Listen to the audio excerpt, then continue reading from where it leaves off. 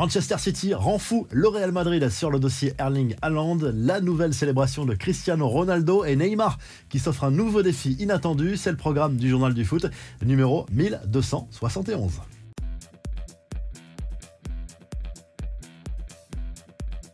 France-Irlande, ce lundi soir à 20h45, une rencontre à suivre sur TF1, deuxième match des éliminatoires de l'Euro 2024 pour les joueurs de Didier Deschamps.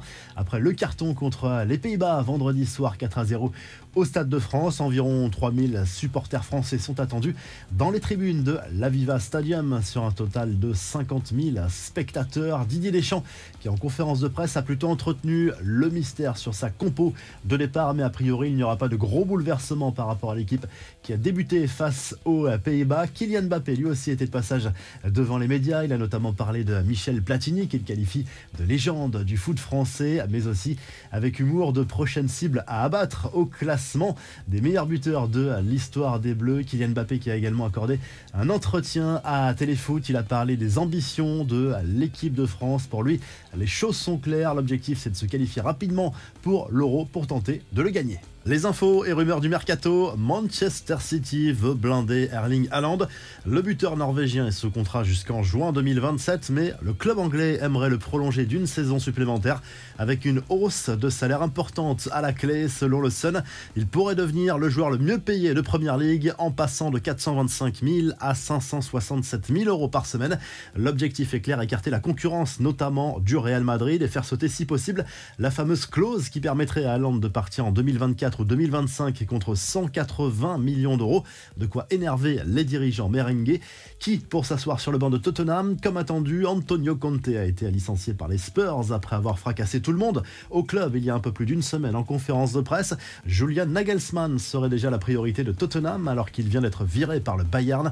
Maurizio Pochettino est cité également pour un potentiel comeback. Le Portugais Marco Silva de Fulham et l'Allemand Oliver Glasner de Francfort sont aussi suivis par les dirigeants du club londonien. Les infos en bref, un coup d'œil sur les résultats des matchs de dimanche dans les éliminatoires de l'Euro 2024. On reviendra en revue de presse sur le match des Anglais, victoire de l'Italie à Malte 2-0, défaite surprise du Danemark 3-2 au Kazakhstan, le Portugal a étrillé le Luxembourg 6-0 avec un doublé de Cristiano Ronaldo, le joueur d'Al Nasser en a profité pour lancer une nouvelle célébration, une sorte de combiné entre son mythique Sioux et ses doigts croisés sur la poitrine. Neymar débarque en Kings League après son carton en Espagne, cette compétition lancée par Gérard Piqué qui mélange football et e-sport va tenter de conquérir l'Amérique du Sud. La star du PSG sera le patron d'une équipe au Brésil. La grande annonce a été faite ce dimanche dans un clip vidéo en marge du Final Four de la Kings League organisé dans un Camp Nou archi plein, un événement qui a permis de constater que le public du Barça rêve toujours d'un retour de Lionel Messi. Le nom de l'international argentin a été scandé à plusieurs reprises dans les tribunes du Camp Nou.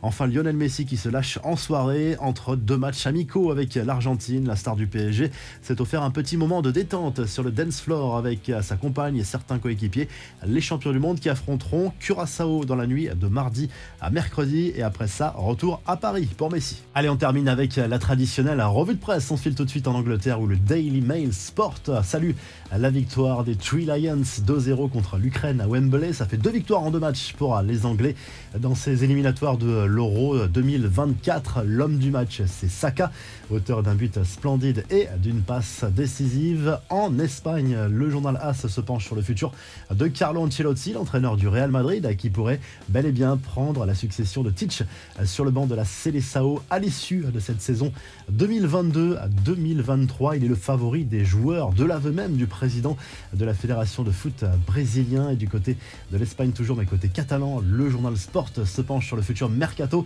du Barça et notamment cette piste Gundogan, le FC Barcelone qui pense pouvoir attirer le milieu de terrain allemand à l'issue de la saison. Il est en fin de contrat en juin prochain avec Manchester City et le club blaugrana lui propose un contrat de 2 ans. Si le journal du foot vous a plu, n'oubliez pas de liker et de vous abonner et on se retrouve très rapidement pour un nouveau journal du foot.